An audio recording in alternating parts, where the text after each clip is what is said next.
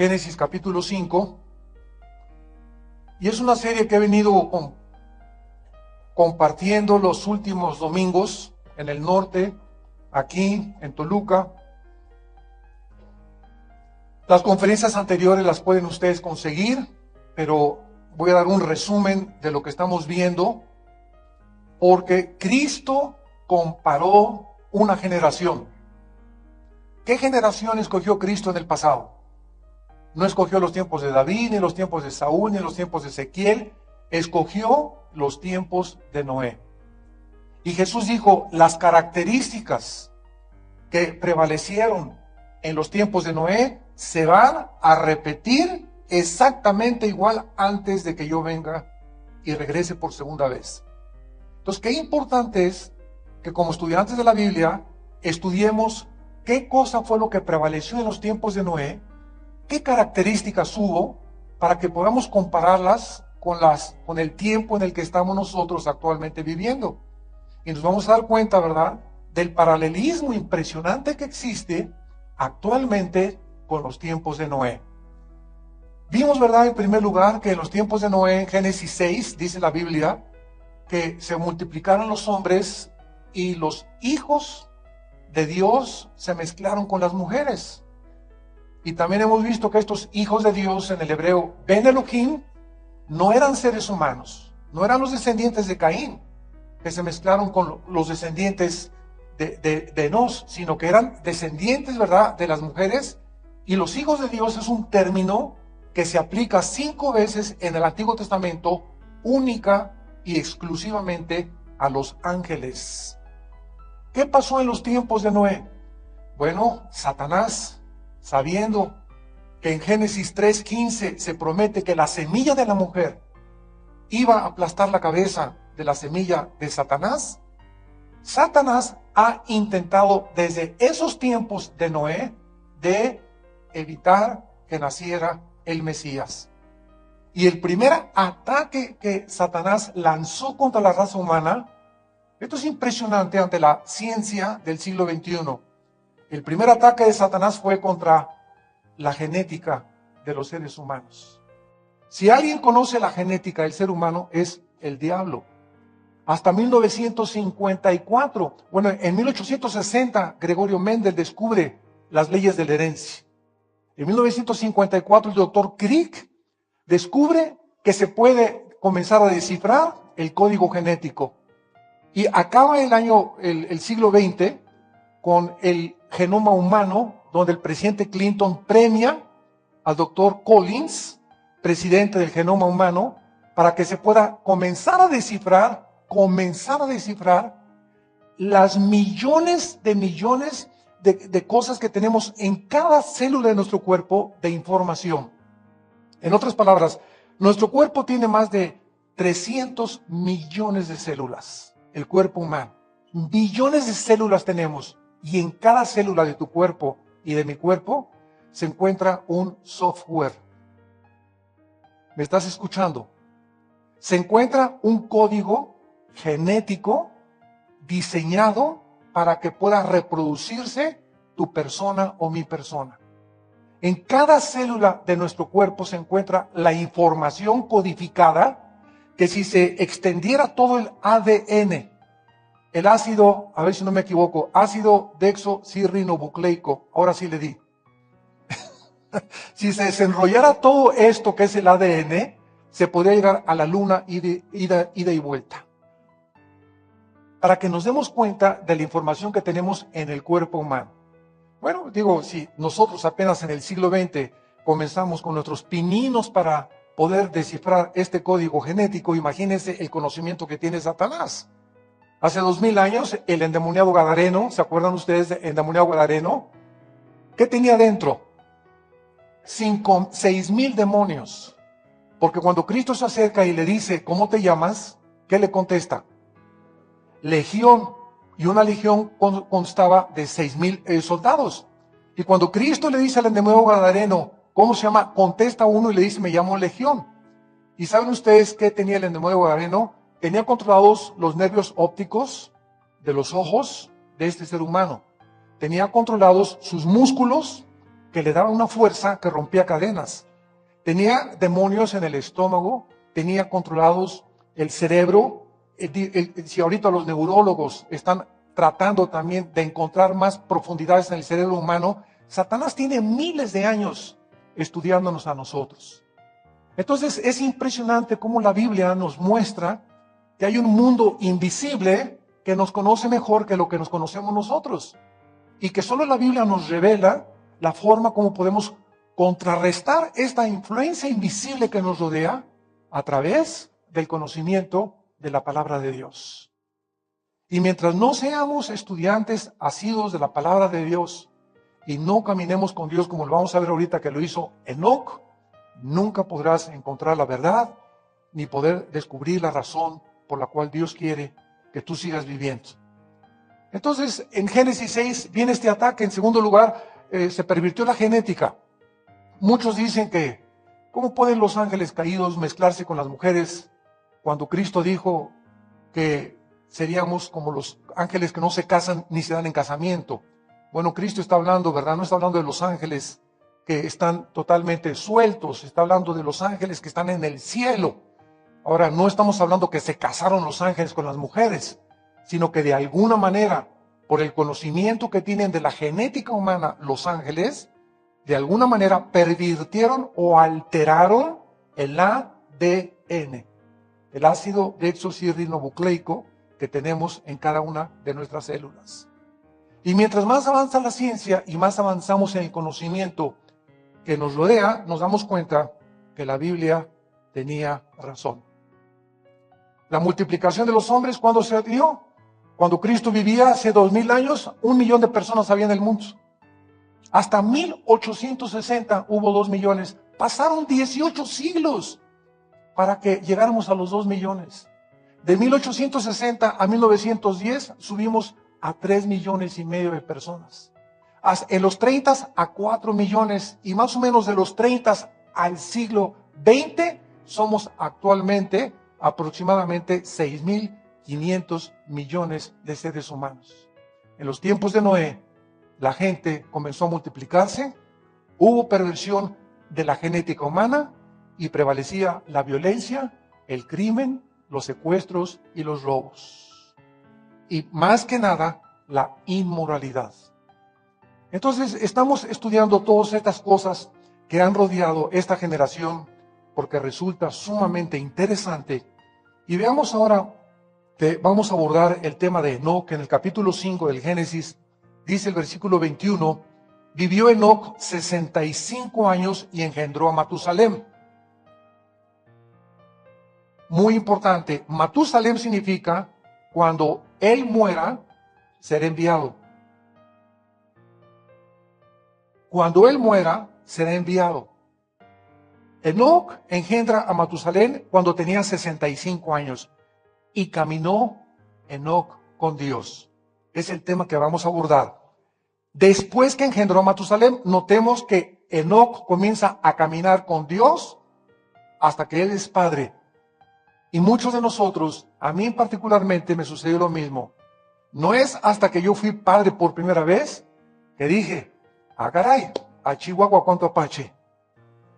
Como que ves a la criatura por primera vez y andamos en los jóvenes y en las parrandas y en las fiestas y esto y el otro. Y de repente tienes un chiquito en tus manos y dices, ya no puedo ser igual.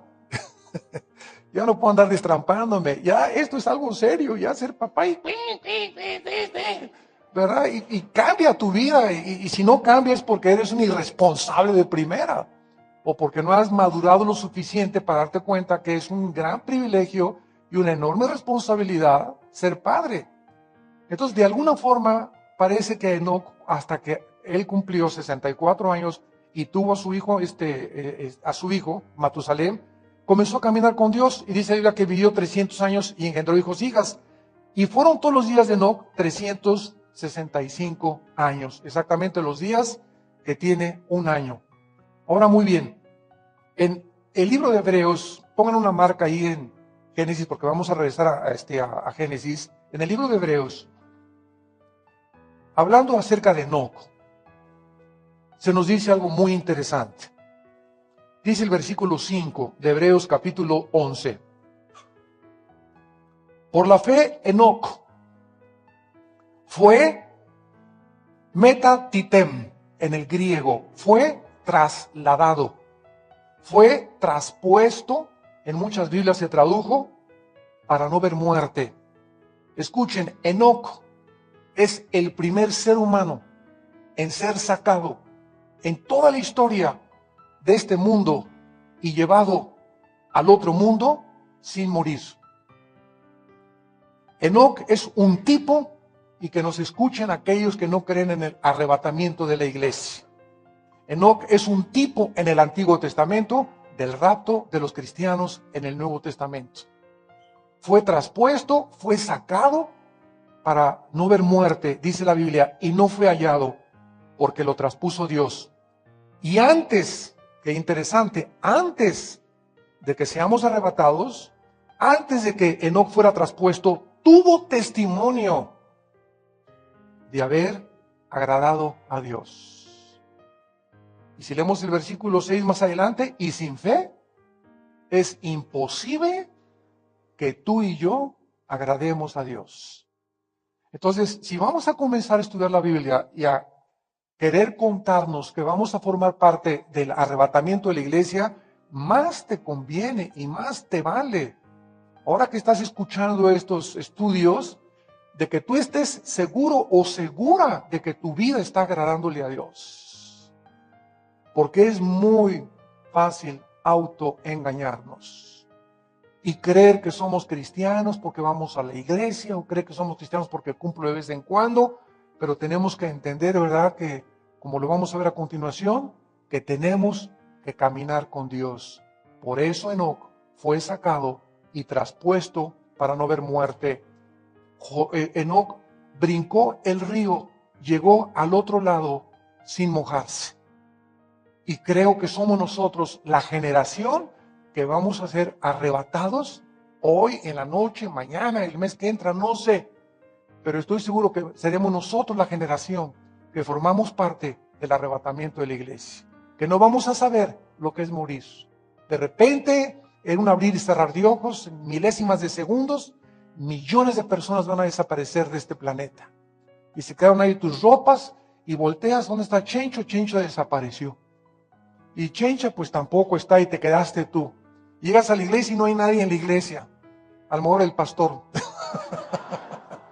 Porque estoy seguro que también hay muchos pastores que no son pastores, ¿verdad? Hay de todo en la viña del Señor. De todo hay en la viña del Señor. Pero no tarda, ¿verdad?, en este acontecimiento sacudir al mundo y convulsionar al mundo, la política, lo militar, lo económico, lo comercial. Y entonces, ante este mare magnum y ante esta confusión, un hombre se va a levantar en Europa trayendo la solución a los problemas económicos, morales, militares del mundo, llamado el anticristo. Y nosotros, gracias a Dios, adiós mundo cruel, ya nunca te veré. Bueno, regresamos ahora a Génesis y vamos a ver entonces que no cabe duda que el ejemplo de Enoc para nosotros, los que hemos alcanzado vivir en estos tiempos tan emocionantes, es un ejemplo a seguir. Para poder asegurarnos y confirmar que además de las inmensas y grandiosas bendiciones que nos acompañarán al caminar cerca de Dios, podremos estar calificados. Porque no todos los que me dicen Señor, Señor, entrarán al reino de mi Padre. Señor, hicimos milagros. ¿Cuántos hay ahorita que campaña de sanidad y todo y creemos que todos son cristianos o que los milagreros son cristianos? Señor, hablamos lenguas. Señor, todo esto está en Mateo 7, 21 al 24. Hicimos esto, hicimos aquello, y les diré, nunca los conocí, porque nunca hicieron mi voluntad. La iglesia de Éfeso, ¿se acuerdan de Apocalipsis capítulo 2? ¿Qué hizo la iglesia de Éfeso? Señor, somos pacientes, hemos sufrido por ti, hemos hecho esto, hemos hecho aquello, hemos probado. Porque ahorita hay una apostolitis. Ahorita por todos lados se están nombrando apóstoles, Virgen del Socorro.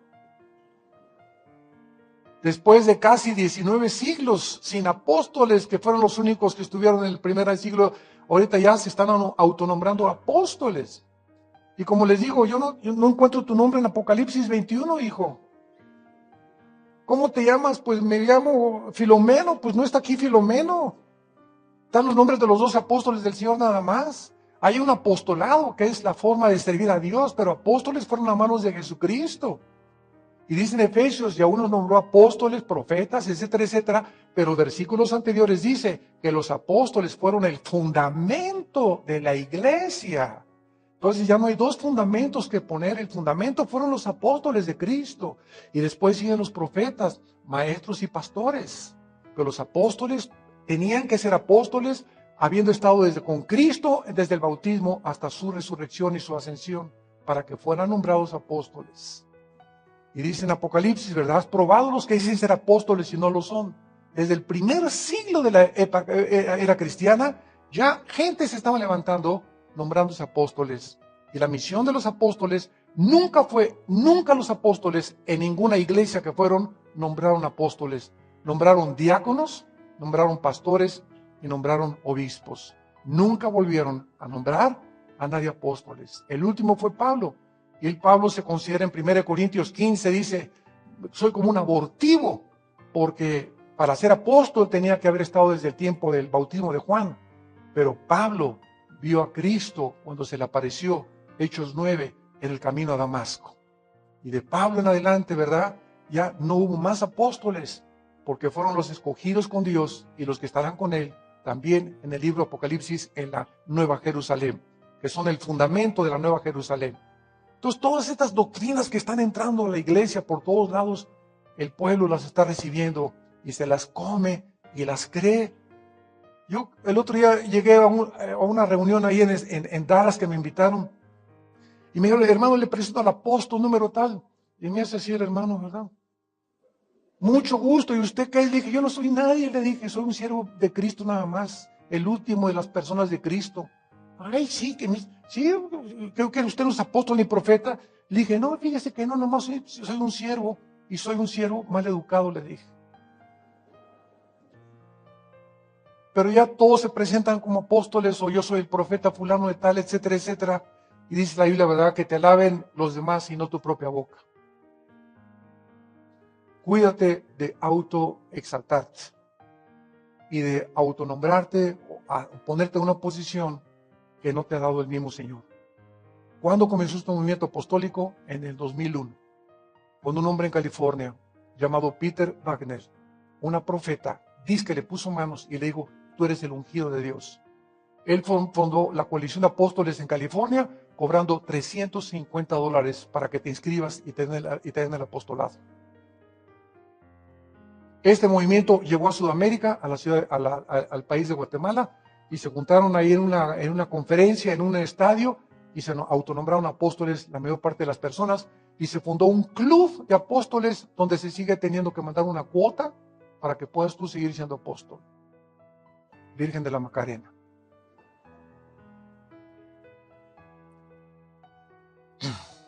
Ya entienden por qué no me dejan predicar en todos lados, ¿verdad? Bueno, sigamos con la palabra de Dios.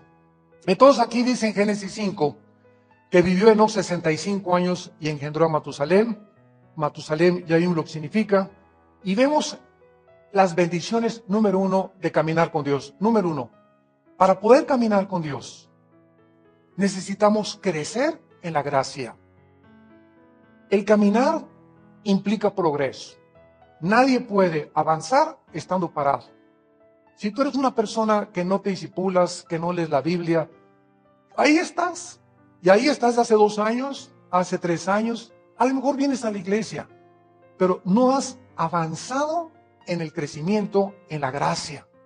Ahora, es importante lo siguiente, porque también hay predicadores ahorita que están predicando la pura gracia de Dios en contra de la ley. Esto se llama antinomianismo en la teología. O sea, la ley ya no tiene nada que ver, hagamos a un lado la ley, ahora es pura gracia de Dios, espérame tantito, ¿verdad? Estás bien equivocado. La gracia, la ley de Dios sigue siendo el símbolo moral de la santidad de Dios. En Efesios 6 dice que el primer mandamiento con promesa es obedecer a los padres. Entonces, ahí está el mandamiento, obedezcan a los padres en el Nuevo Testamento. Y Cristo dijo, los 10 mandamientos se resumen en amar a Dios con todo el corazón y a tu prójimo como a ti mismo. mientras yo mantenga una relación con ustedes, ¿verdad? Con mi prójimo, con mi primo, con mi vecino, santa, si yo no transo a mi vecino, si yo no robo a mi vecino, si no le miento a la gente, estoy manteniendo una relación con la gente santa. Y eso me permite, mi relación con la gente, caminar con Dios. Pero si tú tienes una relación equivocada con tu suegro, con tu cuñado, le debes dinero a alguien que no le has pagado, pero eres santo y llegas a la iglesia y hablas en lenguas y ves visiones, y anoche te apareció la Virgen María, o el arcángel Gabriel, y lo que tú tengas, y tienes dones, si tú no tienes una relación adecuada con la gente, no puedes tener una relación vertical con Dios. Porque es importante entender eso, ¿verdad? Que para que podamos mantener caminata con Dios, necesitamos tener una relación buena con mi esposa, con mis hijos, con mis vecinos, con la gente, estar en paz con todos, y entonces puedo tener una relación vertical con Dios. Pero si quiero venir, Señor, sáname, y Señor esto, y mándame, y soy apóstol, y soy profeta, y mándame misionero, y me persino, y lo que tú quieras, y tengo una relación equivocada con alguien en la vida, o alguien a quien tú no has perdonado, y que te encuentras en la calle y no la saludas, porque tú me la hiciste chiquita, ¿verdad? Pues ahora no te hablo en 3 meses, en 4 meses. Si tú tienes una relación equivocada con alguien, de coraje, o de odio, o de rencor, estás mal con tu prójimo, no puedes caminar con Dios. ¿Qué dice Amós 3:3? ¿Caminarán dos juntos si no estuvieran de acuerdo? ¿Quieres caminar con Dios? Perdóname, dice Dios. Deja tu ofrenda. No me traigas nada. Pídele perdón a tu esposa, pídele perdón a tus padres, pídele perdón a tu pastor. Paga y comienza a tratar de pagar lo que debes. No trances a nadie, no engañes a nadie. Al que le mentiste, dile la verdad. Y si tú haces eso, puedes caminar conmigo, porque yo soy un Dios santo. ¿Cuál es el problema de la gente? Que no entendemos la santidad de Dios. La tomamos muy a la ligera. Dios nos perdona todo, es verdad, mientras haya arrepentimiento. Es verdad, Dios nos perdona todo mientras haya arrepentimiento de nuestra parte. Entonces, caminar, dice en Santiago 4:6, Dios da gracia a los humildes. Dios da gracia a los humildes. Y no está hablando de la gracia santificante. La gracia santificante es cuando yo creo en Cristo, por gracia soy salvo. Esa es la gracia santificante. Muy bien, por gracia soy salvo, ya soy cristiano. Ahora, si quiero seguir caminando con Dios, necesito esa gracia que me salvó, necesito seguirla recibiendo para poder caminar con Dios. Y esa gracia la sigo recibiendo como una lluvia mientras más me humille delante de Dios y de mi prójimo. Pero a mucha gente no le gusta humillarse delante de los demás. No, yo que me voy a humillar delante de mi esposa, que ella se hinque y me pida perdón. Yo no que me voy a humillar delante de mis padres. No, yo que le voy a tener que pedir perdón. No, yo porque voy. Y esa actitud, y llegas a un estacionamiento y estacioname en mi carro. ¿Y quítese de ahí? ¿Y usted quién es? Llegas aquí a la iglesia y los edecanes te dicen, no se siente ahí. ¿Y quién no sabes quién soy yo? Hijo del Richelieu. Todas esas actitudes son ridículas para un hijo o una hija de Dios. Que alguien se crea algo o que crea que tiene el derecho que los demás lo tienen que servir o que los demás son mozos y mozas tuyas y que te tienen que inclinarse porque tú eres papucho de papuchos. ¿Sabes una cosa? Vete mejor con los mormones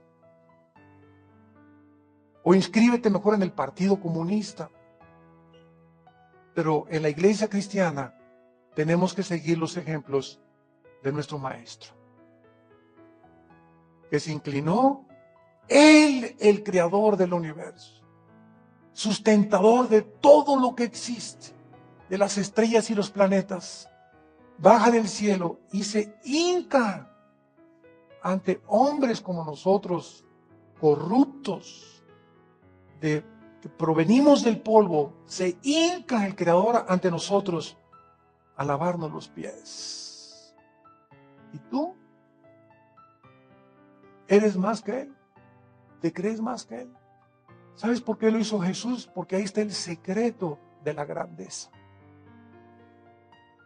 En la humildad. en nunca sentirte más grande que nadie. Aunque seas ingeniero, doctor, presidente de la República, no importa el dinero que tengas o el puesto que hayas alcanzado, nunca te sientas más grande que nadie. Nunca trates a nadie, ni a tus sirvientes con la punta del pie, ni a tus empleados, ni a los que se acercan a ti. Nunca lo hagas, porque dejarás de ser humilde y automáticamente de recibir la gracia de Dios. Ahora, si la gracia de Dios la recibimos al ser salvos y al comenzar a caminar con Dios, necesitamos más esa gracia. ¿Para qué quiero esa gracia de Dios? ¿Por qué necesitamos seguir recibiendo esa gracia de Dios todos los días? Que viene a través, mientras más humilde nos vea Dios, más gracia recibimos. ¿Por qué la necesitamos? Porque la gracia de Dios es para poder tener el poder de hacer su voluntad. Apúntalo. Tú que sabes todo ya. La gracia santificante, ¿verdad? Es el poder que Dios nos da para que hagamos su voluntad. En otras palabras, yo mañana voy al trabajo, mañana voy a la escuela y voy a necesitar aconsejar a mi hijo, voy a necesitar aconsejar a mi esposa, voy a tener una junta con mis empleados, voy a tener una reunión con mis pastores, voy a tener una reunión con mis primos en Navidad. Y para todas estas cosas, ¿quién es suficiente? Necesito tener sabiduría para hablarles a mis empleados, para manejar el presupuesto de mi oficina, para saber cuándo cambiar el aceite a mi coche, para saber qué carro voy a comprar, qué invertir, si invertir en esa casa, si no invertir en esa casa. Para todas las decisiones de la vida que tomemos, necesitamos la gracia de Dios.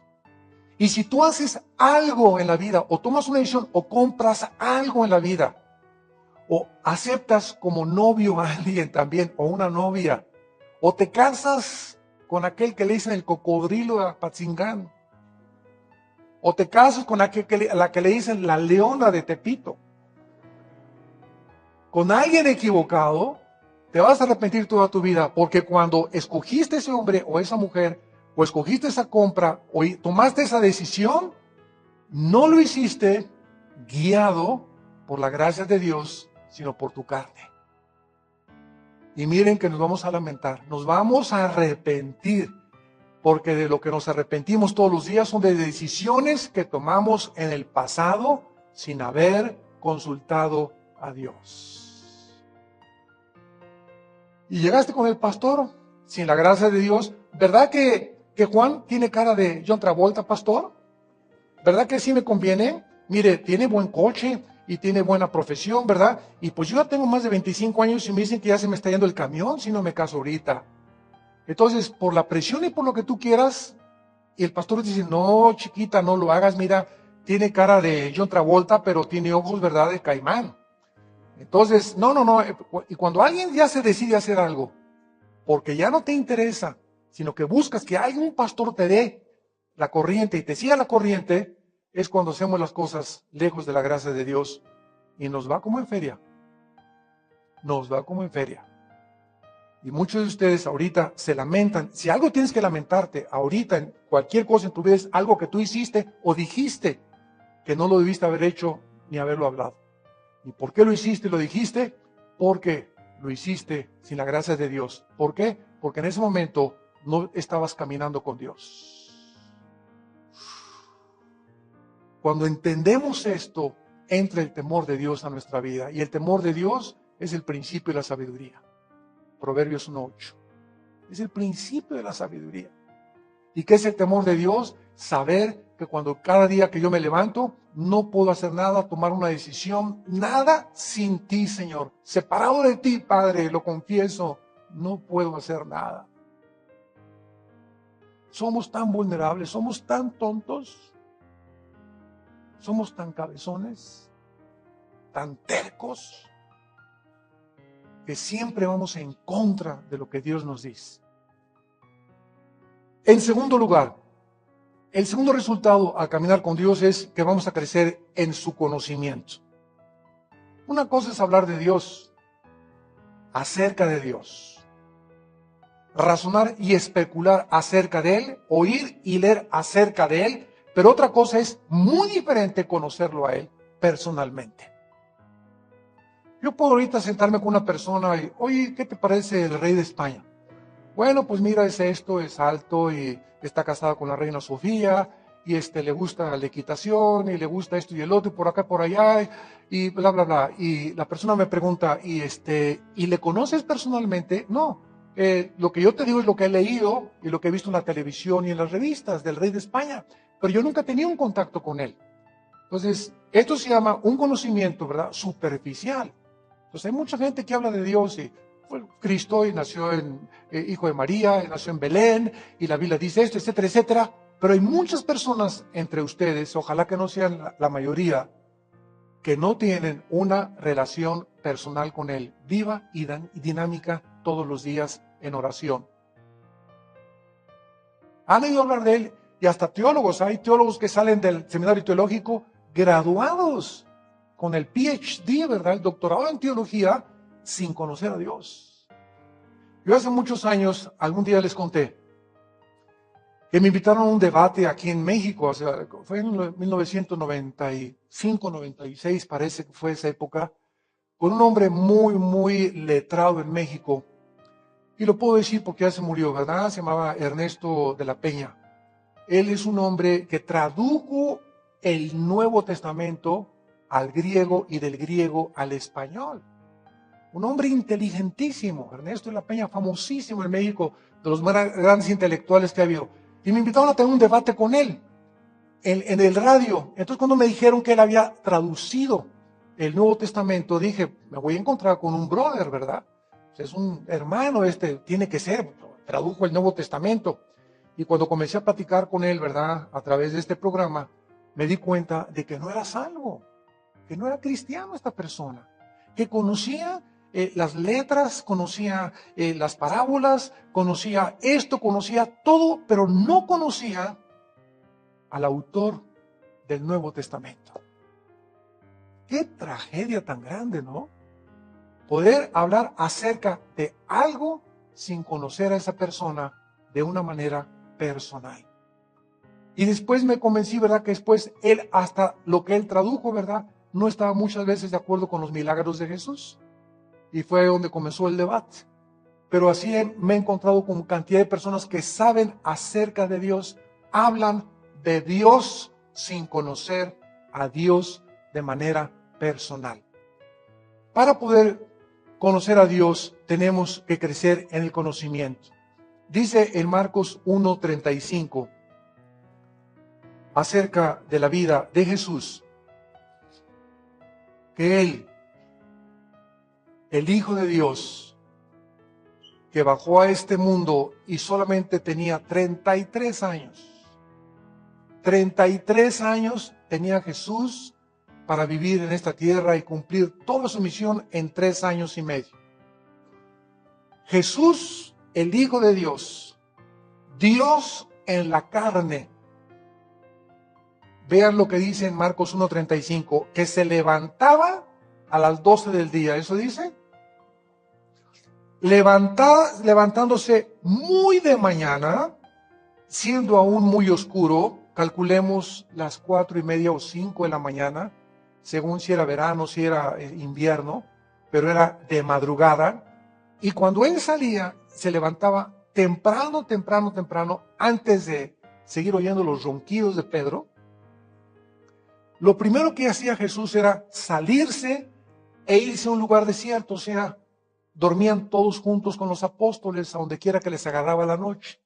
Entonces, él siempre buscaba, ¿qué cosa? Se alejaba de los apóstoles, ahí los dejaba seguir durmiendo y se iba a un lugar solo, y siempre Jesús, para poder comenzar a tener comunión con su Padre, buscaba la soledad. No sé cuál es tu tiempo devocional todos los días, hermano y hermana en Cristo. Pero tú no puedes tener al gato maullando y al perro ladrando y estar orando a Dios. No puedes tener el radio prendido y estar orando a Dios. Que el bebé se levanta a las 6 de la mañana, te vas a tener que levantar a las 5 de la mañana para que tú entiendas que para poder tener comunión con Dios, escúchenme, se necesita silencio. Por eso es tan importante cuando predicamos la palabra de Dios, les enseñamos a los decanes y diáconos por favor, a los niños chiquitos no los permitan entrar aquí al salón. Tenemos el salón donde los atendemos, porque un llorido de un niño durante un mensaje te quita la atención, te roba la palabra de Dios. Para escuchar la palabra de Dios, para tener comunión con Dios, necesitamos silencio, orden y decencia. Necesita todo estar en paz, como ahorita, tranquilo, que nada te distraiga, que no haya personas parándose y levantándose, etcétera, etcétera, porque todas estas cosas nos roban la atención a Dios. Dios merece toda el 100% de nuestra atención. Entonces, es en el silencio, cuando no hay ruidos, cuando estás aislado completamente del mundo exterior, donde ahí, en ese silencio, ahí Dios te va a hablar. Vas a comenzar a través de 6 meses, 1 año de practicar esto, vas a comenzar a discernir la voz de Él, sin que sea audible. No siento que te va a hablar y lo vas a oír audiblemente, pero en tu espíritu vas a comenzar a sentir, ¿verdad? Y claramente a entender que Dios es el que te está diciendo, deja esto, haz aquello, no sigas con esta persona. Vas a comenzar a discernir su voz y va a ser preciosa la forma como Dios te va a comenzar a guiar. Miren lo que dice en Jeremías capítulo 23, versículo Jeremías 23, en el Antiguo Testamento, versículo 18. Jeremías 23, 18. Porque ¿quién estuvo? Miren cómo se le llama aquí. ¿Quién estuvo? ¿En qué? En el secreto. ¿Qué secreto? Cuando alguien habla con secreto, ¿verdad? ¿Qué está haciendo? Que nadie oiga, porque estás hablando en secreto. Entonces, la comunión con Dios es un secreto donde nada más tú y Él y tú van a estar en comunión. ¿Quién estuvo? Está preguntando aquí el profeta. ¿Quién estuvo en este secreto de Jehová? Y mira lo que dice. Y vio y oyó su palabra. Ahí es. En ese secreto. En esa comunión en la madrugada. En ese silencio. Cuando vas no a verlo visiblemente, lo vas a ver en tu mente y lo vas a oír. Y ahí vas a comenzar a discernir su voz. Y cuando prendas la televisión y veas a un falso predicador, tienes tanto de Dios dentro de ti y tanto del Espíritu que se agudizan tus 5 sentidos espirituales. Tu antena parabólica ya está grandísima. Y cuando ves algo que no es de Dios, algo te dice, algo está mal con esta persona que está hablando, algo está mal con esta persona. O vas a un negocio a las 10 de la mañana y llega tu esposa y te dice, mi vida pero tiene cara de Santa Claus. Aunque tenga cara de Santa Claus, no te metas en negocios con Don Pancho, porque siento algo en mi espíritu que no es de Dios, de parte de Él. Comienza el Espíritu Santo a cuidarnos, porque comenzamos a volvernos sensibles ante la gente, ante el espíritu de las personas y ante la dirección de Dios. Qué bendición caminar con Dios. ¿Cuántos problemas nos evitamos? ¿Cuántas lamentaciones nos evitamos si le dedicamos todos los días la disciplina a caminar con Él? O miren lo que dice en ese capítulo, en el versículo 21 de Jeremías 23, más adelante, 21, el versículo 21. No envié yo a aquellos profetas. Está hablando de los falsos profetas Jeremías, como los hay ahora por todos lados. Dice, yo no los envié, dice Dios, pero ellos corrían. Yo no les hablé, mas ellos profetizaban. Pero si ellos hubieran estado en su secreto, si nosotros tenemos comunión con Dios, si nosotros disciplinamos nuestra vida para vivir cerca de Dios, habrían hecho oír mis palabras a mi pueblo, a tu hijo, a tu esposo, a tus amigas, y lo habrían hecho volver de su mal camino y de la maldad de sus obras. ¿Cómo puedo yo exhortar a mis hijos si lo que les estoy diciendo no viene de Dios? Pero si yo tengo comunión con Dios y me levanto en la mañana y hablo con mis empleados o con mi jefe o con mi novia o con mi novio o con mi esposa, cuando yo esté hablando y me pongo en comunión con mi prójimo, el Espíritu Santo me va a poner palabras y me va a dar sabiduría para la decisión que tengo que tomar. La voy a tomar guiado porque estuve con Dios hoy en la mañana. Pero ¿cuántos de ustedes se levantan en la mañana y, Padre nuestro que estás en los cielos, amén? saca la estampita de Judas Tadeo, ¿verdad? Y te vas a tomar el metro, ¿no? Y así quieres que las cosas que te salgan bien. Y te casaste mal, y compraste mal, y esto y el otro, y después ya en la iglesia vas, no, Dios me falló, espérame tantito, Dios no te falló. Tú nunca entendiste lo que significa caminar con Él. Y ese es el problema que existe en muchas iglesias, ¿no? Que no saben caminar con Dios.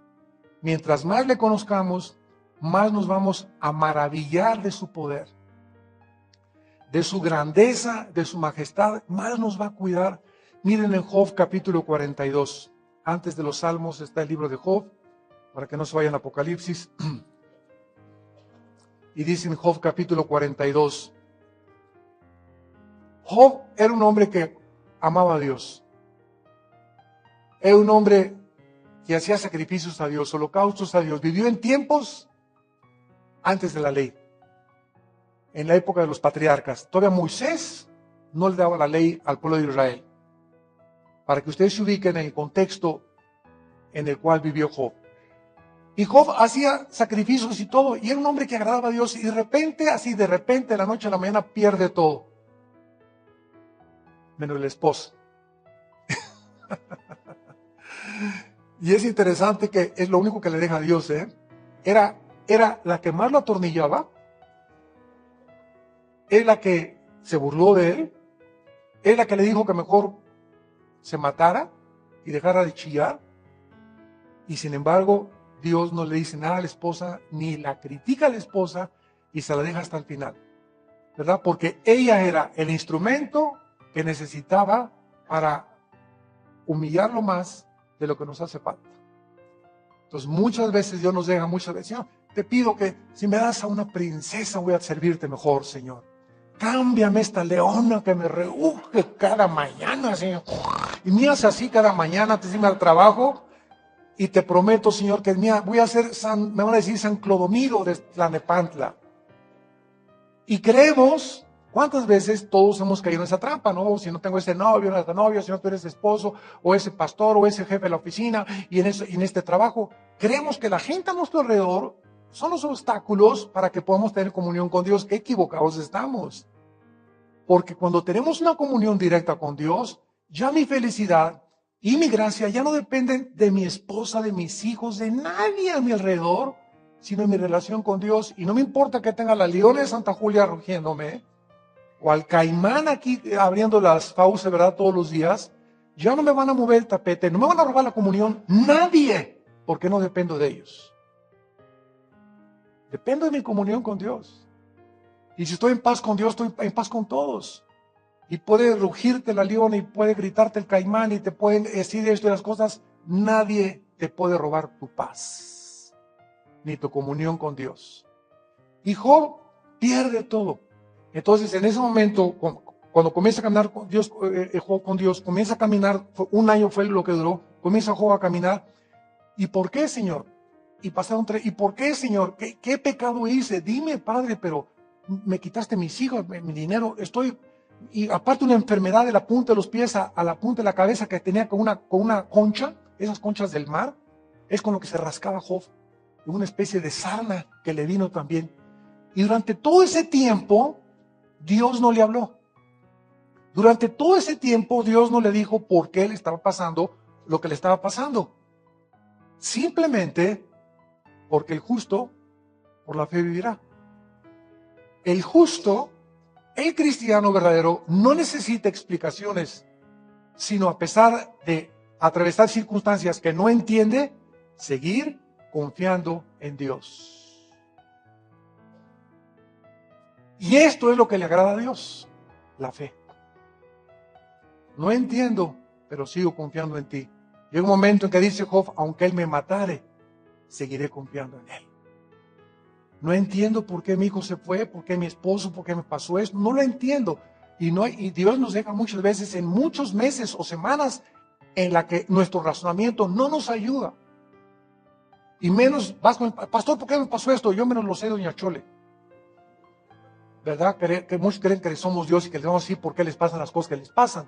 Lo único que te puedo decir una cosa es, sigue confiando en Él. Ahora, si tú sigues confiando en Él y sigues confiando en Él y no entiendes a través de todo este tiempo, llega un momento en que se detiene Dios y dice, esta persona, este hombre es justo. Y no te imaginas, no te la acabas, como dicen los jóvenes. No nos imaginamos cuando confiamos en Dios, a pesar de las circunstancias adversas, no te imaginas cuántas bendiciones vendrán sobre tu vida. No te imaginas. Cosas que oídos no han oído, ni ojos han visto, ni han subido en corazón de hombre, son las que Dios tiene preparados para los que le aman. 1 Corintios capítulo 2.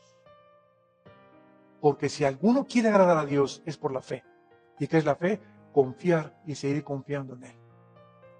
Y en Job 42 dice la Biblia que al terminar todo esto, Dios ya se revela a Job y le responde Jehová a Job, capítulo 42. Y dice Job, yo conozco que todo lo puedes y que no hay pensamiento que se esconda de ti. ¿Quién es el que oscurece completamente el consejo sin entendimiento?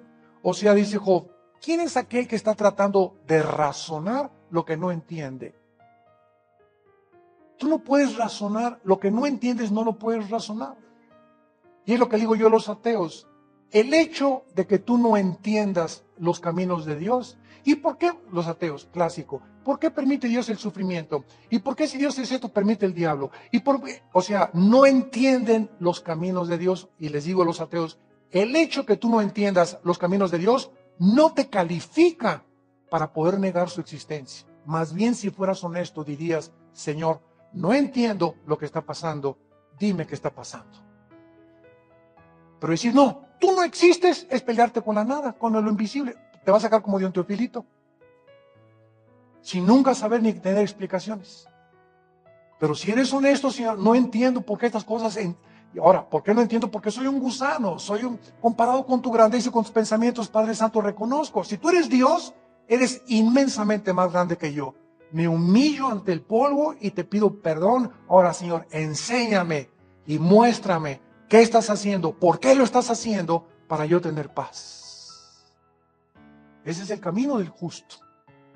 Caminar por fe, caminar creyendo que lo que Dios dice tiene razón y es lo mejor para nuestra vida, aunque no lo entendamos.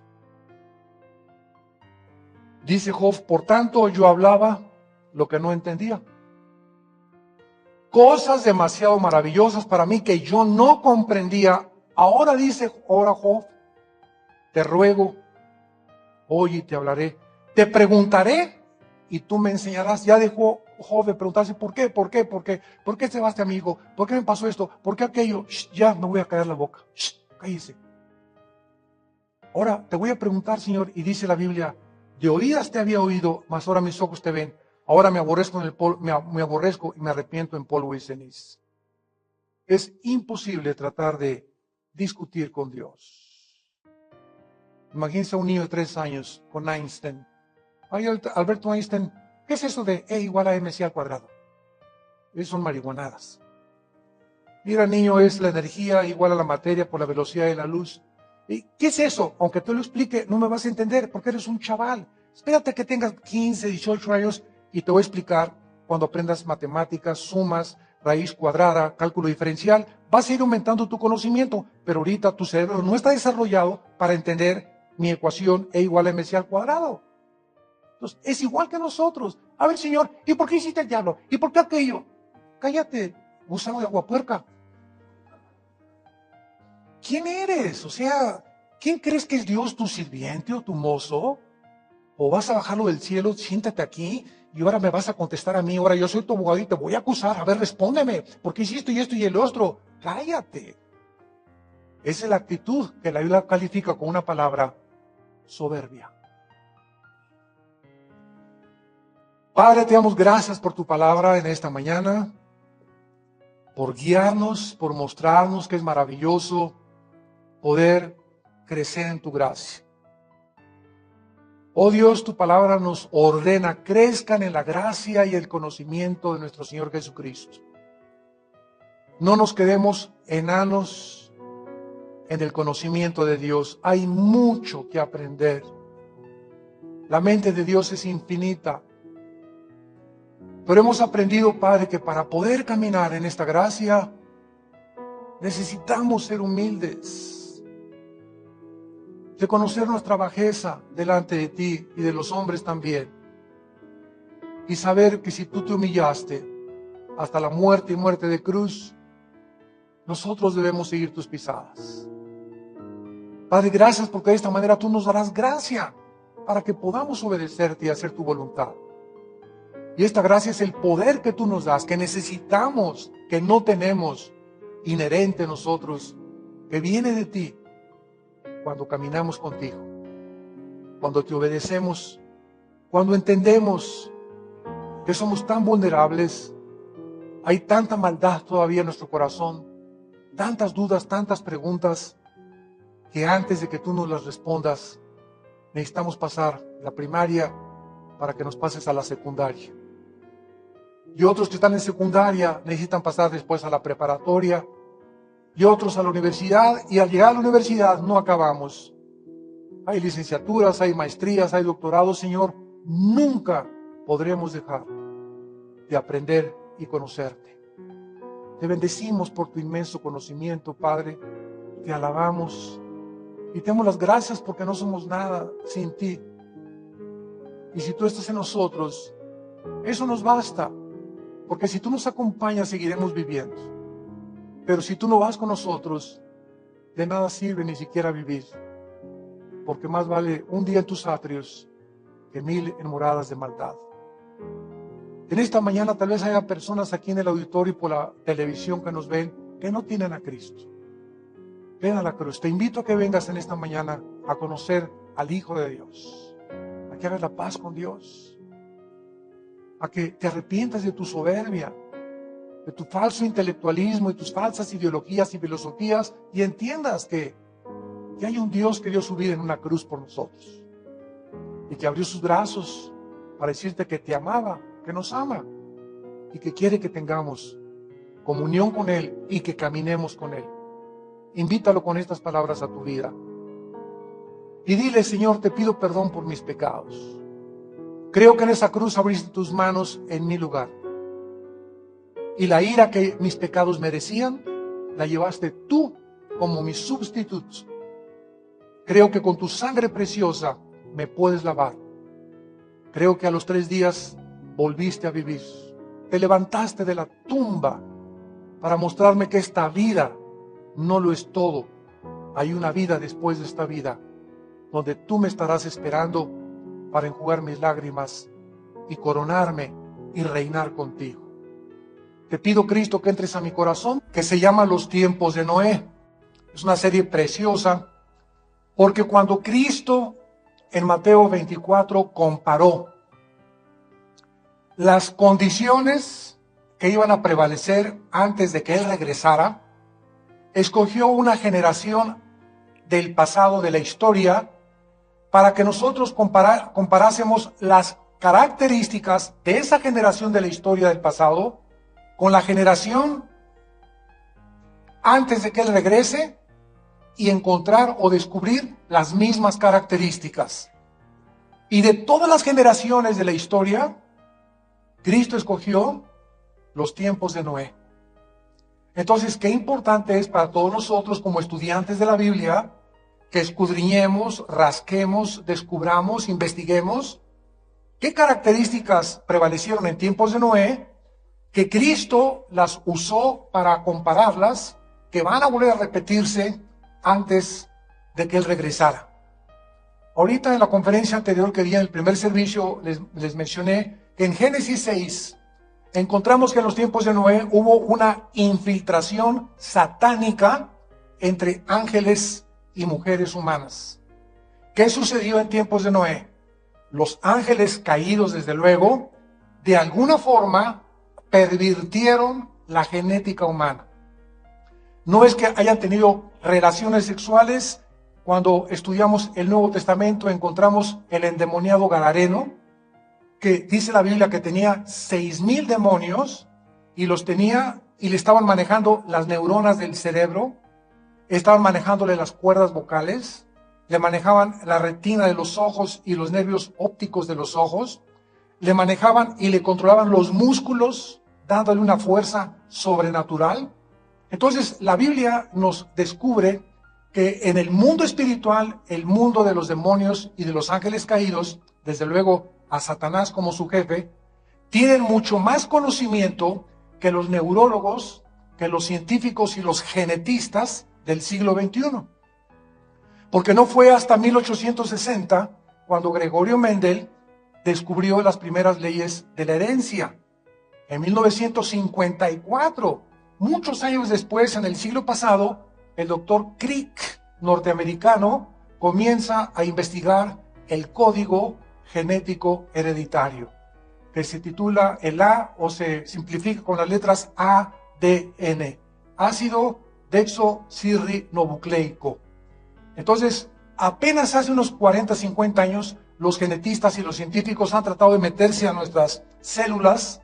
Tenemos más de 300 millones de células en el cuerpo cada ser humano, y en cada una de nuestras células, en cada célula que tú tienes y que yo tengo, se encuentra un software, se encuentra un disco, se encuentra información codificada que se contiene en cada célula y que tiene la información para reproducirte a ti y reproducirme a mí. En cada célula de mi cuerpo está la información de mi altura, mi pelo, color de ojos, color de piel, ahí vienen las maldiciones del pasado, vienen bendiciones espirituales también en el código genético que tenemos todos nosotros, vienen herencias físicas de mi padre, el lunar de mi mamá, las narices de albóndiga de mi abuelo, etcétera, etcétera. Impresionante que en cada minúscula de nuestras células se encuentre tanta información. Increíble. Entonces, esta información estamos comenzando los seres humanos a comenzar a descubrirla, a tratar de descifrar este famoso código genético que hemos heredado todos los seres humanos. Pues el mundo espiritual ya los conocía. Entonces, de alguna forma, los ángeles pervirtieron la genética, de alguna forma, se metieron a los genes de las mujeres y produjeron monstruos de casi 4 metros de altura, con 12 dedos en las manos y 12 dedos en los pies, llamados en Génesis 6:4 los Nepilim, que se tradujo gigantes. Y que hasta 2 de Samuel capítulo 21, David fue el que acabó con los gigantes. O sea, los gigantes vivieron antes del diluvio y después del diluvio. ¿Cómo es posible que sobrevivieron? Porque los gigantes no tienen alma. Entonces, ellos pudieron sobrevivir porque el diluvio mató, acabó con toda persona que tenía aliento en la nariz, tanto de animales como de seres humanos. Los gigantes, hay un pasaje en Isaías donde dice que no van a resucitar. Ellos eran una mezcla genética, una perversión híbrida que los demonios trataron de hacer. ¿Con qué propósito? Impedir que la semilla prometida en Génesis 3:15 naciera, que es el Mesías. Fue el primer ataque a la genética humana para impedir que el Mesías naciera. Después atacaron a los niños en tiempos de en tiempos del faraón. Moisés fue salvado por los papás, lo metieron en una canastita en el río Nilo y mataron el faraón a miles de niños. ¿Por qué? Porque tenía miedo del diablo, que en alguno de ellos viniera el Mesías, sin saber que Moisés era el que Dios había escogido. Después, cuando Cristo iba a nacer, Herodes otra vez manda matar a los niños menores de 2 años. Entonces, no es coincidencia que todos estos dictadores del pasado, todos estos monstruos gobernantes, hayan tenido la misma idea: matar niños pequeños para impedir que naciera el Mesías. Ya de Cristo a nuestros días, Satanás ha cambiado su estrategia. Pero vemos que fue en tiempos de Noé cuando la genética humana fue pervertida. Y va a ser antes de que Cristo regrese. ¡Qué interesante! Estamos uniendo cabos. ¡Qué interesante que acabó el siglo XX con el proyecto del genoma humano! Cuando el presidente Clinton condecora al doctor Collins que fue el que nombraron director del proyecto del genoma humano en Estados Unidos y que por cierto es cristiano y tiene libros cristianos, Collins con doble L y S al final se apellida él, y terminó el siglo XX con la investigación del genoma humano y siguen los genetistas y neurólogos y científicos tratando de descifrar más de la información que traemos en cada una de nuestras células. Y qué interesante que a finales del siglo XX comenzaron las clonaciones. ¿Se acuerdan de la ovejita Dolly? ¿Qué pasó? Clonaron a una oveja, pero ya grande. Y cuando tú clonas a una oveja, a un animal, o si el día que se iba a clonar seres humanos, que estoy seguro ya están ahorita intentándolo en laboratorios clandestinos, la oveja Dolly se murió, porque el clon era una oveja vieja. Entonces, si tú clonas a un hombre de 25 años, va a ser de 25 años. Si clonas a una persona de 50, va a ser de 50 años. Si clonas a un niño, va a ser de niño. Entonces, en la clonación, que es la reproducción celular de otro ser humano, es gracias a la información que cada una de nuestras células contiene. Después vino la famosa película de los dinosaurios, ¿se acuerdan? ¿Cómo se llamó? Fuerte que no los oigo, no tengo oídos. ¿Perdón? Ah, Jurassic Park, exactamente. Esa película, acuérdense, fue la primera que comenzó a encontrar una célula y clonaron un dinosaurio y comenzaron a multiplicarse por ahí los dinosaurios. Pero como esa película a introducir precisamente que la clonación ya estaba en manos de los científicos humanos. Y qué interesante que todo esto sea en los últimos años y que sea exactamente lo que pasó en los tiempos de Noé, que no sucedió desde Noé hasta nuestros días. Satanás no volvió a pervertir la genética y lo volverá a hacer, de acuerdo a la Biblia, antes de que Cristo venga.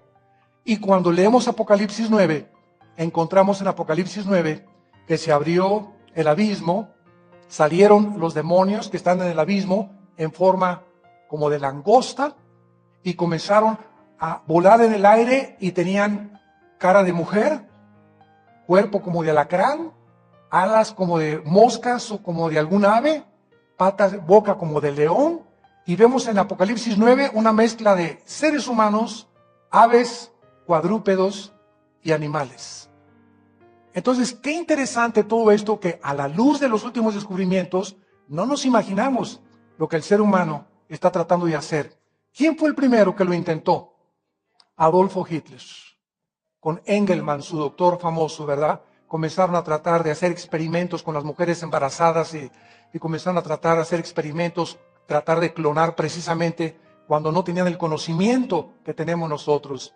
Y desgraciadamente el conocimiento sin Dios siempre es pervertido.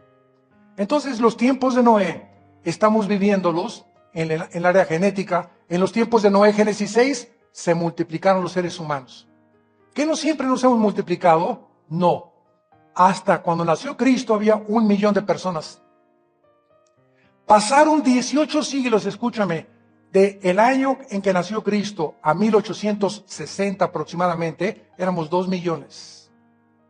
De 1860 aproximadamente al año 2000 éramos ya aproximadamente 3,5 millones. De 1920-40 a los 60 éramos casi 5 millones. Ahorita estamos cerca de los 7,000 millones de seres humanos. Nunca nos habíamos multiplicado con tal fuerza como en los últimos 50, 40 años. Es otra característica que refleja los tiempos de Noé. Y los tiempos de Noé fueron los tiempos de más violencia, de más secuestros, de más crímenes y de más inmoralidad. Y en la Biblia, la inmoralidad es, de acuerdo al Espíritu Santo, el veneno más grande que impide que la raza humana alcance y llegue a las metas de Dios. Si en tu vida no hay una limpieza moral, escúchame con mucha atención. Si en tu vida no hay una pureza sexual, nunca vas a conocer lo que Dios quiere para tu vida. Y vas a venir a la Biblia y la vas a estudiar, y porque la predestinación, y yo no entiendo esto, y el rapto es antes, o a la mitad, o después, hermano, y el milenio, y quiénes son los 24 ancianos, y quién es aquello, y vas a seguir como Dion Teofilito. Siempre, siempre, dice la Biblia, creciendo sin poder entender las verdades de Dios. Porque hay un problema, hay una trampa dentro de tu vida que se llama la moral. Y hasta que no somos limpios sexualmente y puros de corazón, porque Dios es santo, no pueden caminar dos juntos si no estuvieran de acuerdo. Dice Amós capítulo 3, versículo 3. Entonces, Dios es santo, ¿te quieres caminar con Dios? Te dice Dios, límpiate. En el Antiguo Testamento, Dios le dijo a Moisés, diles que se santifiquen, porque pasado mañana voy a estar con ustedes en el monte Sinaí. Santificarse es limpiarte moralmente de cualquier problema sexual que tengas en tu vida. Si tú no eres limpio en tu matrimonio y tu mujer es la única a la que tú ves, si tu esposo no es el único al que tú ves, si las intenciones con tu novia no son limpias y puras y transparentes y la comienzas a manosear, o si tú te dejas tocar por un hombre, inmediatamente te desconectas automáticamente, porque dice la Biblia que el Espíritu Santo es como una paloma. Y las palomas son hipersensibles, por eso escogió el Espíritu Santo a las palomas. Cuando Cristo fue bautizado en el río Jordán, ¿qué fue lo que bajó a su hombro? Una paloma. ¿Por qué la paloma no se fue? Nunca has visto, ¿verdad?, que muchas veces la paloma aterriza en un ser humano así y se quedó ahí por la paz que irradiaba Jesús, por la pureza, por la limpieza de ese hombre. El Espíritu Santo tomó a una paloma para ilustrarnos que cualquier cosita la hacemos volar. El mínimo detalle en nuestras vidas hace que el Espíritu Santo, dice la Biblia, se contriste y lo podemos apagar. Dice Efesios 5, 1 Tesalonicenses capítulo 5 también. Podemos apagar al Espíritu Santo en nuestra vida, podemos causarle dolor. Y vengo a la Biblia y no le entiendo. Y vengo a predicar y agarro de la predicación el 20% o el 10% y lo demás no lo entiendo. Comienzo a irritarme por cualquier cosa. Comienzo a criticar, comienzo a atacar, comienzo a amargarme. Comienzo a no perdonar a los que me hacen algo. Son síntomas, son campanas, banderas rojas de que algo está en tu vida mal. El Espíritu Santo es un espíritu que controla la paz. Si tú no tienes paz en tu vida, hay algo que no le agrada a Dios. La paz de Dios, Colosenses 3, gobierne vuestros corazones. Debe gobernarnos la paz. En lugar de que me gobierne el odio, o el rencor, o la amargura, o la falta de perdón, o la impureza sexual, debo ser gobernado por la paz. Odiar el pecado con todas las fuerzas de mi corazón. Amar la santidad y amar la pureza. Y no nos imaginamos las bendiciones tan grandes que Dios tiene para nuestra vida.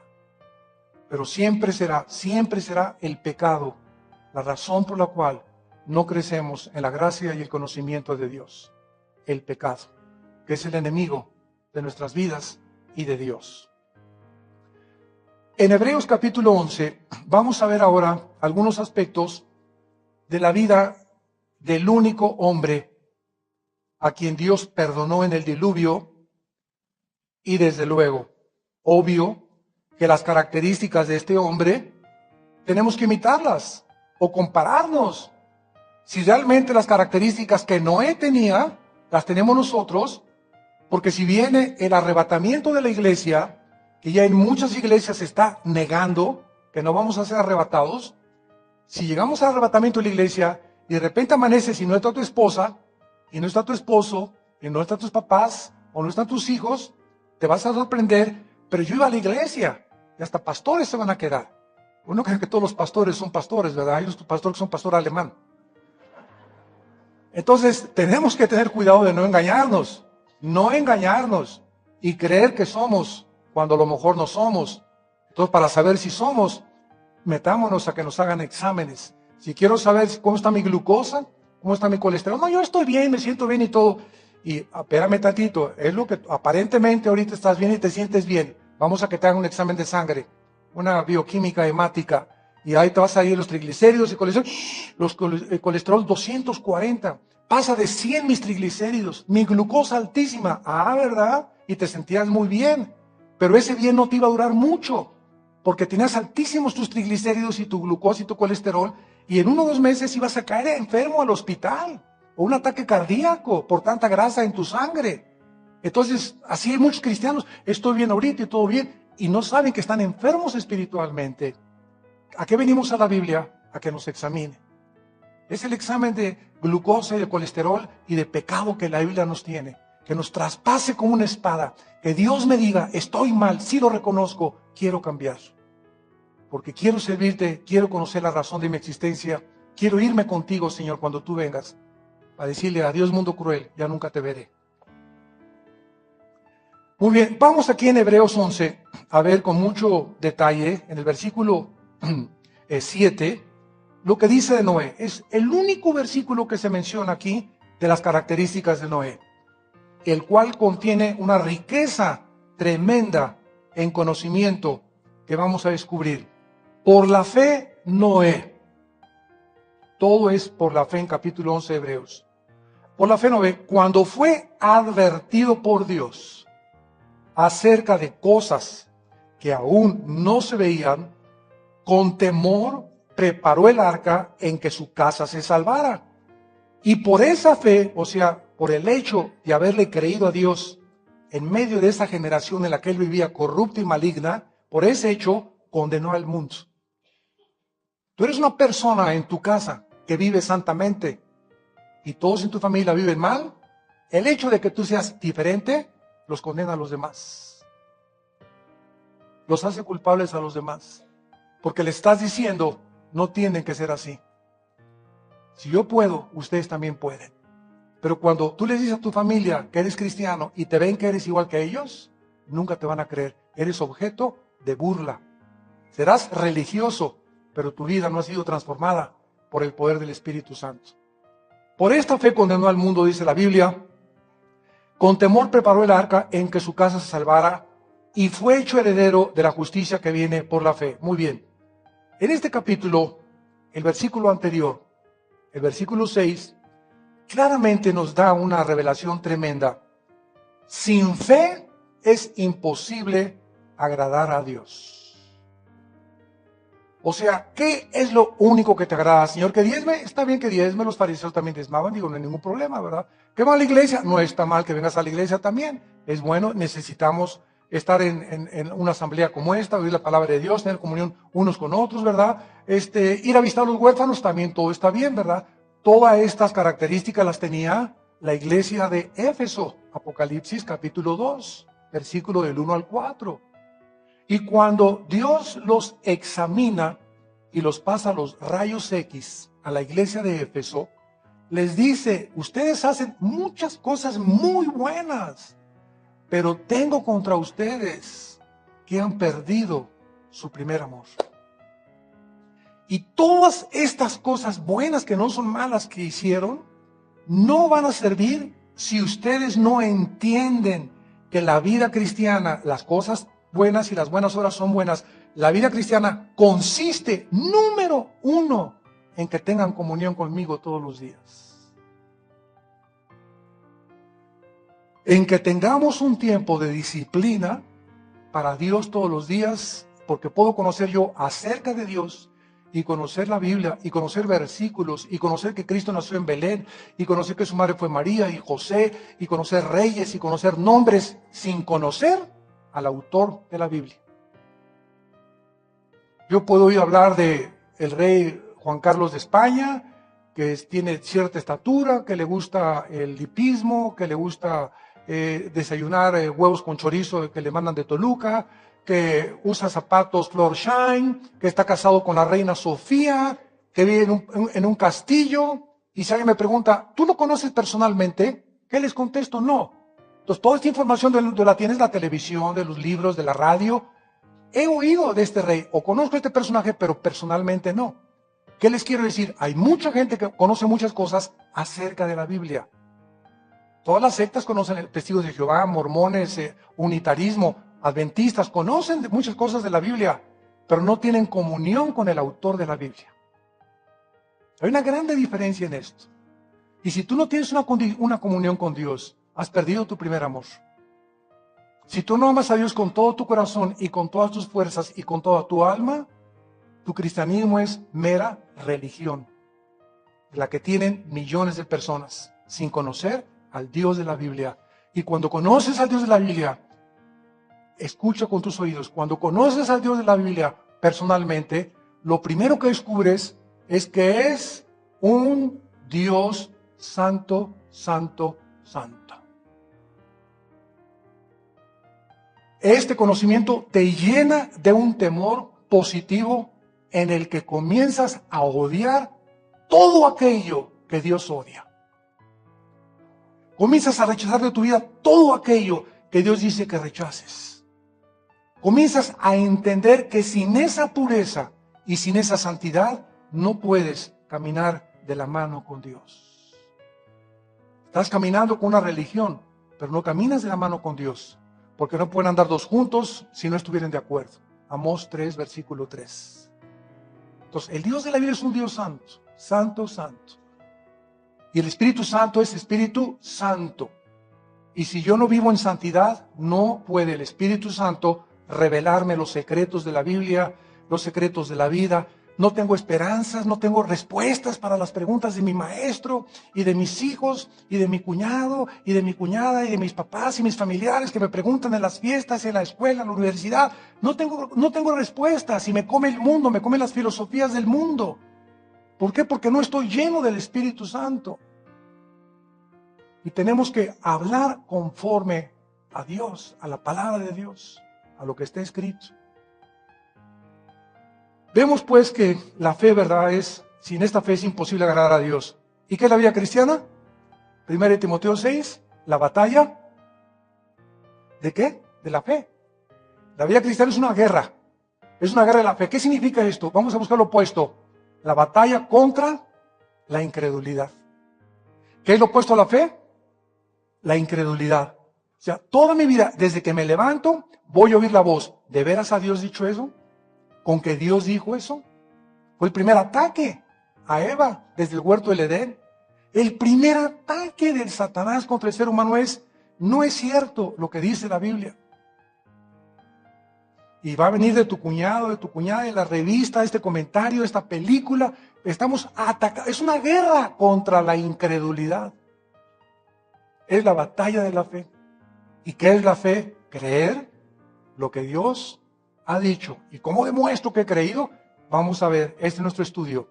Veamos en primer lugar, que dice la Biblia, que Noé, en primer lugar, fue advertido por Dios.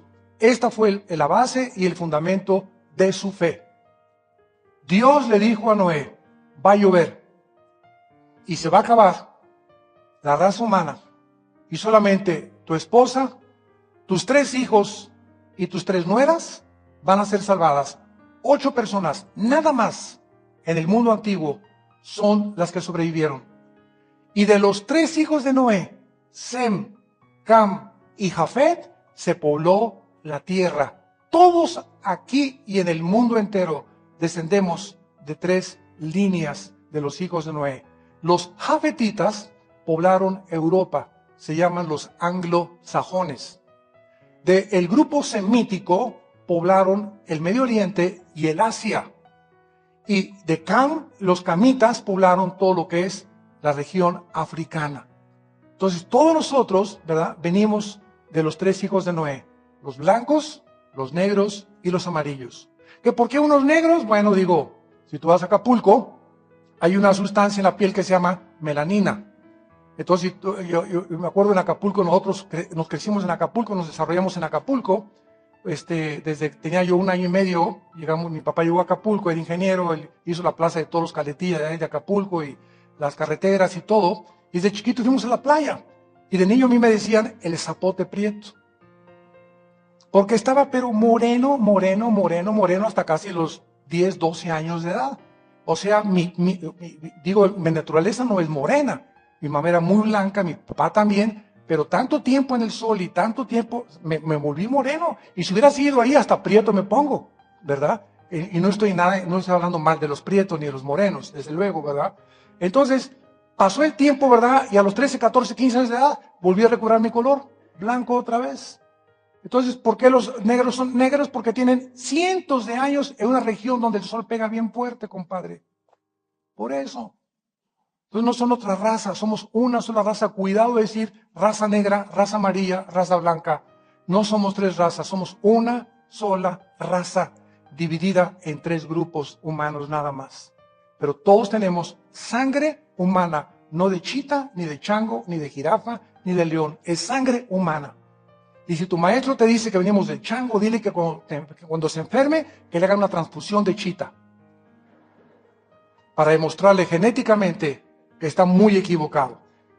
Muy bien, entonces Noé es advertido, no va a llover, va a caer un diluvio. Fíjense ustedes, viene una orden del cielo, va a llover, viene el diluvio, todo se va a acabar. Y Noé pudo haber dicho esto, voltear a la televisión, al cine, nunca ha llovido. Hasta ese momento jamás había llovido en la tierra. Oye, Señor, pero no ha llovido. Y el mar está como a 300 kilómetros de distancia. ¿De dónde inventó que va a llover y que yo haga una barca? Sin embargo, Noé no miró lo que se ve. No trató de razonar con Dios. Simplemente cuando Dios le dijo, viene un juicio contra ustedes, él entonces, por el temor de Dios que vamos a ver, comenzó a seguir las instrucciones de Dios y a construir el arca donde él y su casa se pudieron salvar.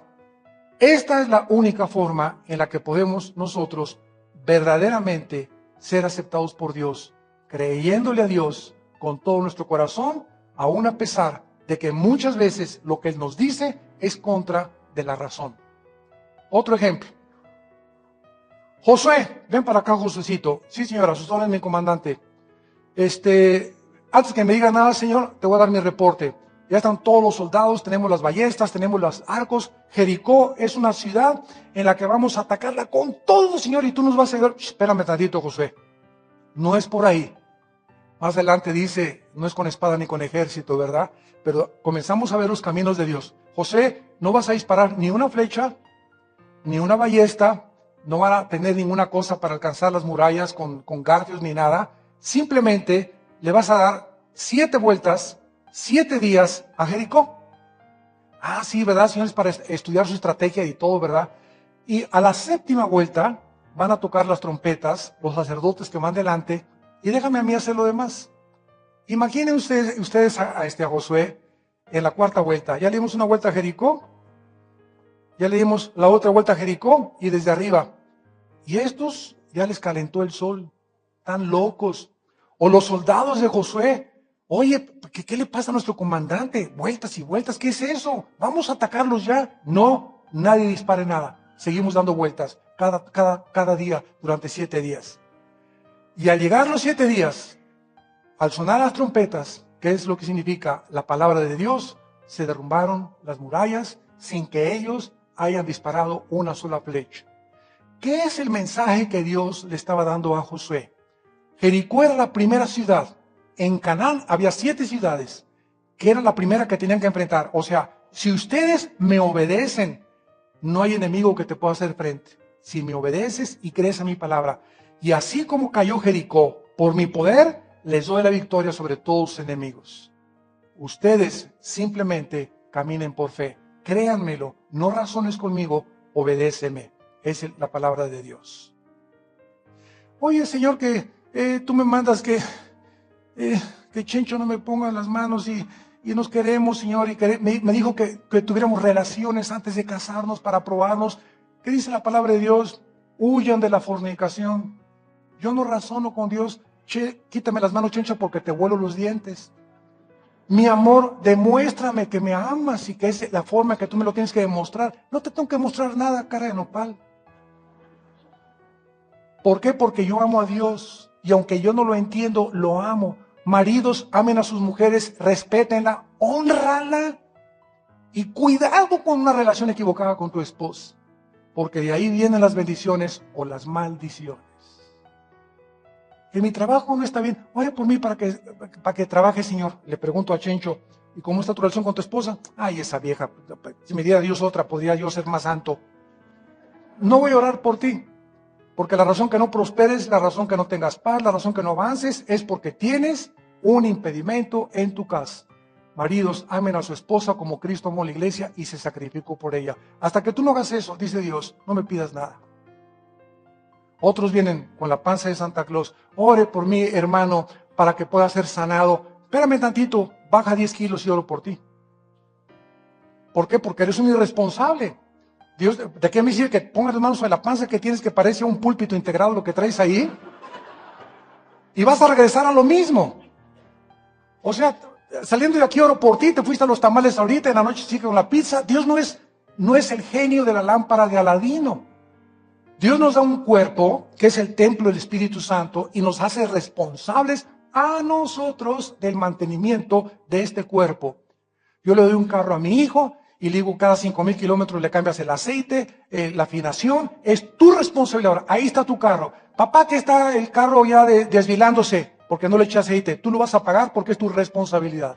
Yo no te pago la desvielada del carro porque tú debiste haber cuidado tu coche. Fue tu responsabilidad. Y así está la gente en las campañas de sanidad. Vienen cientos a las campañas de sanidad, miles de personas violando las leyes de Dios y esperando un milagro de Dios, buscando a Dios a la marucha. Instantáneamente, que Dios me resuelva ahorita todo mi problema. Dios no es un Dios mágico como el genio de la lámpara de Aladino. Entonces dice aquí en 1 Tesalonicenses capítulo 5, que cuando Él fue advertido, nos preguntamos nosotros lo mismo. ¿Acaso nosotros no hemos sido también advertidos que viene Cristo? ¿No lo hemos visto? ¿O sí? ¿O hay señas que viene? Hay más señas que en los tiempos de Noé. Porque en los tiempos de Noé, de repente, hasta que se metieron al arca, Génesis 6, 7 y 8, hasta que entraron en el arca, comenzaron las gotas a caer del cielo. Y la gente comenzó a voltearse unos a otros. El predicador tenía razón. Noé tenía razón. Ábrenos, Noé, ábrenos las puertas. Se asomó Noé, me imagino, desde la ventana. Sorry, yo no cerré la puerta, la cerró Dios. Qué lindo dice la Biblia que la puerta del arca la cerró Dios. No la cerró Noé. Porque el Dios es el que cierra y el que abre. Y cuando Dios cierra, nadie entra. Dice en Hebreos que Esaú, que quiso vender su primogenitura por un plato de lentejas, cuando quiso arrepentirse, ya no pudo, aunque lloró y chilló y pidió clemencia. Se acabó. No es cuando tú quieres, es cuando oigas su palabra, no te endurezcas. No es cuando queramos. No me voy a arrepentir cuando vaya en la ambulancia. Señor, perdona mis pecados en el nombre de Jesucristo. Ahora sí creo en ti, Señor Jesús, ¿verdad? Y mientras dilapidaste tu vida y viviste como el hijo pródigo, ¿tú crees que te da la oportunidad a Dios antes de morir de arrepentirte? Te equivocas.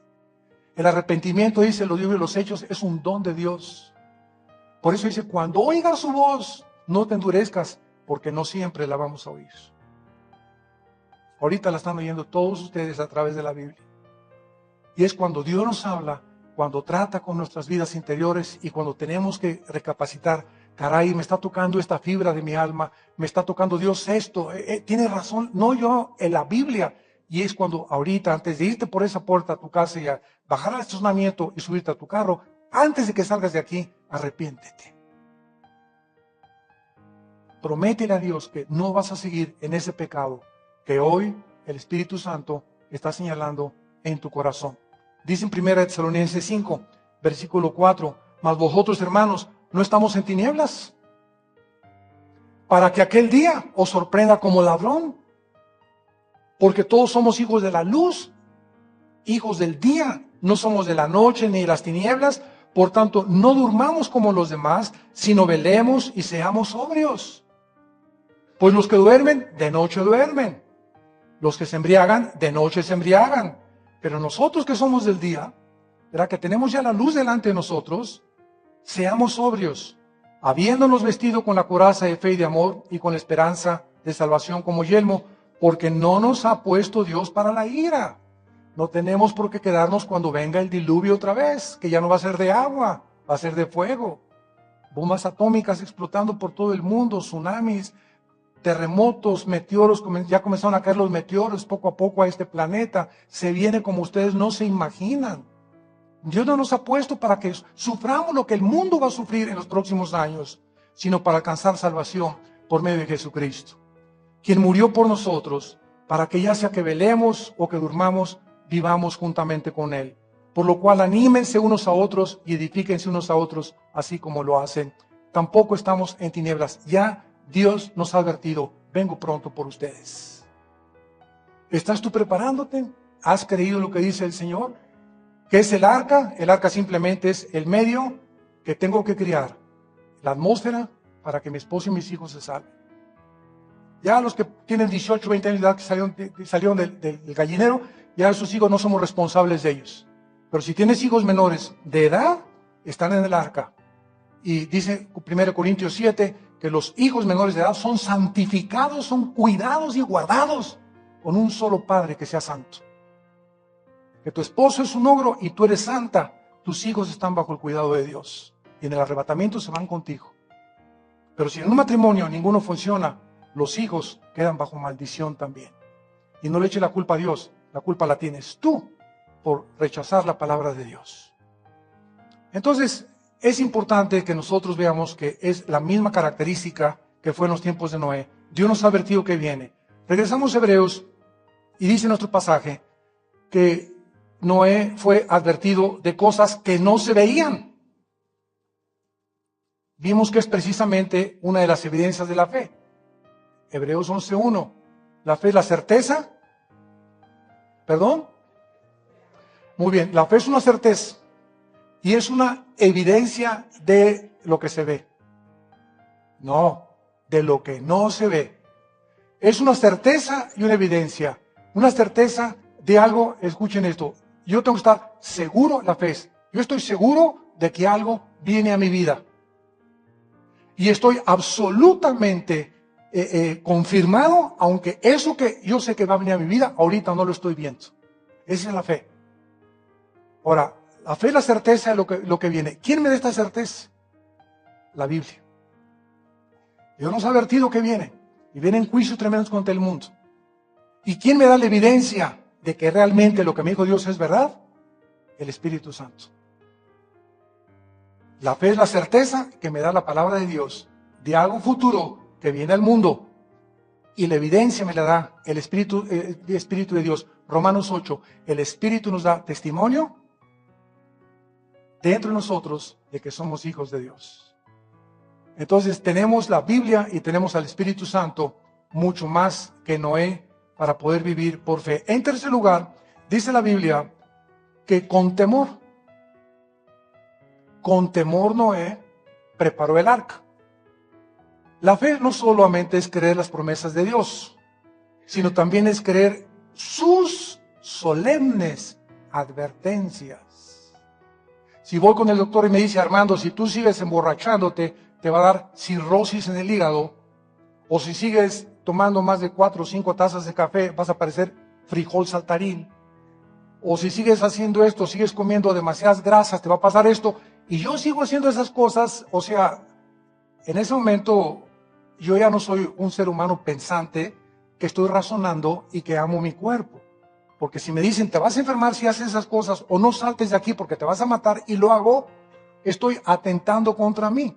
Entonces, si Dios nos dice, vengo pronto y vengo a juzgar al mundo, y yo no vivo en santidad, mentira que le creí a Dios. Porque no hay temor de Dios en mi corazón. ¿Qué es el temor de Dios? Los que quieran apuntarlo, es la conciencia continua de que Dios nos ve. Hoy te lo explico. El temor de Dios no es el miedo de Dios. Vamos a ver que hay una diferencia entre tenerle miedo a Dios y tener temor de Dios. Es la conciencia continua que Dios nos ve. Hace algunos años salimos mi esposa y yo, teníamos ahí a los chavos en la casa, y les digo, vamos al cine, pórtense bien. Cuando regresamos, los cojines desplumados, las camas deshechas, un verdadero mare magnum que pasó la casa, ¿no? Es lo que los castigamos. Y todo eso lo hicieron esos chamacos, ¿verdad? Porque al salir nosotros, se dieron cuenta que ya nadie los veía y que podían hacer lo que les daba la gana. La segunda vez que salimos, mi esposa y yo, les dijimos a los niños, dejamos cámaras en la cocina, en la sala, y cuando regresemos vamos a ver la cinta para ver lo que hicieron. Cuando regresamos parecían los niños pequeños, santo, santo, santo. La casa impecable, hasta los trastes de la cocina lavó mi hija, ¿no? ¿Qué fue lo que hizo el cambio en estos niños? simplemente el sentirse observados. Si un ladrón de un banco sabe que hay cámaras de cine, no entra a robarse ese banco, porque lo van a ventanear la filmación de las cámaras. Cuando sabe que nadie lo ve, entonces él hace las cosas que no haría si lo sintiera observado.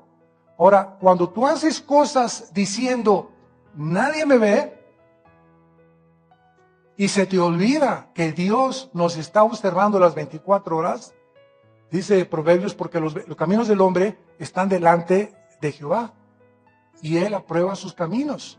Entonces, cuando tú haces cosas con tu novio, con tu novia, con tu amante, las tranzas en tu taller, las tranzas en tu negocio, las cosas que debes, todas las cosas malas que tú haces, ¿por qué las haces? Porque no crees que Dios te ve.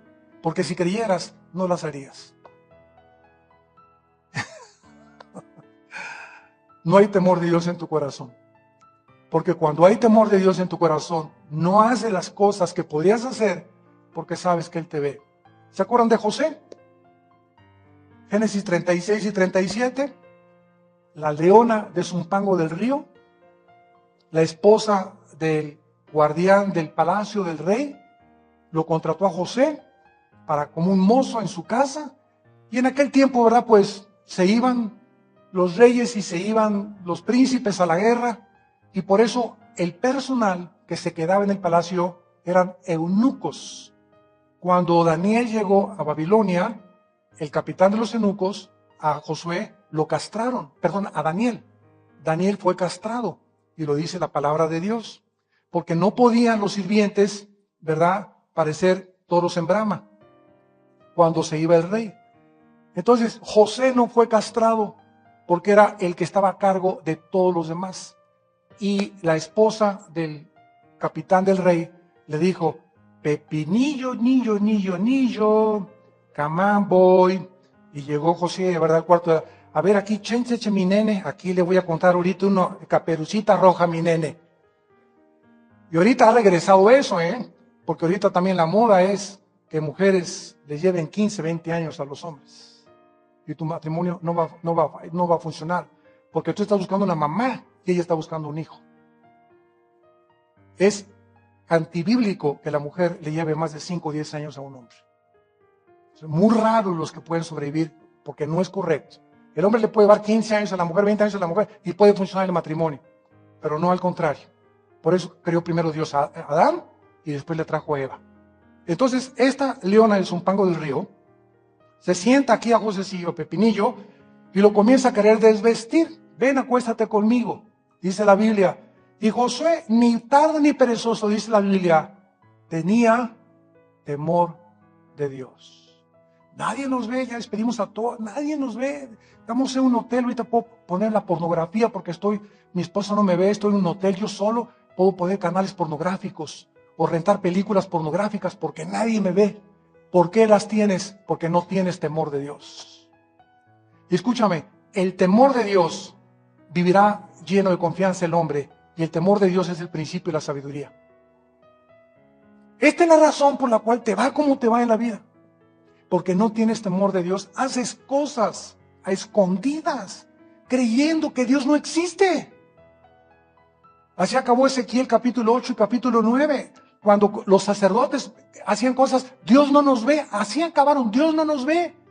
Y Dios estaba viendo lo que tenían en sus pensamientos, una pornografía que tenían los sacerdotes, que vino el juicio contra ellos y comenzó Dios en el altar, dice la Biblia en Ezequiel 9, y comienza con mis sacerdotes que están al frente del altar, porque no tenían temor de Dios. ¿Tienes tú temor de Dios? ¿Amas a Dios con todo tu corazón? Dios te va a mostrar el futuro. Vas a estar consciente, vas a tener paz, vas a vivir tranquilo, va a bendecir tu trabajo, va a bendecir tu matrimonio, va a bendecir a tus hijos, porque he venido para darles vida y para que la tengan en abundancia. Y finalmente dice Hebreos 11:7, con este temor preparó el arca en que su casa se salvara. ¿Para qué vivimos todos? Para la familia, ¿sí o no? ¿Para qué trabajas? Para la familia. ¿Para qué te graduaste? Para formar una familia. ¿Para qué quieres ganar dinero? Para que mi familia viva bien. Todos tenemos una familia, es el tesoro más grande que Dios nos ha dado, nuestra esposa y nuestros hijos. Ya nuestros padres ya no forman parte de nuestra familia. Mis tíos, mis cuñados no son mi familia. Mi familia son mi esposa y mis hijos, tu esposa y tus hijos, tu esposo y tus hijos. Esa es la familia. Los demás ya son familiares, pero ya no es la familia. La familia es esposo, un matrimonio con sus hijos. Y esta familia, yo soy responsable, los varones de ella, que se salven, mis hijos y mi esposa. Y yo tengo que preparar mi casa, liberarla de cosas, de enemigos, de pornografía, de drogas, de que mis hijos les den un buen ejemplo, que nos vean que mi esposo y yo nos amamos, que en la casa hay devocionales, que en la casa hay santidad, que yo tengo temor de Dios. Los hijos se dan cuenta, pero más que nadie son los mejores psicólogos que hay, nuestros hijos, de cómo somos verdaderamente.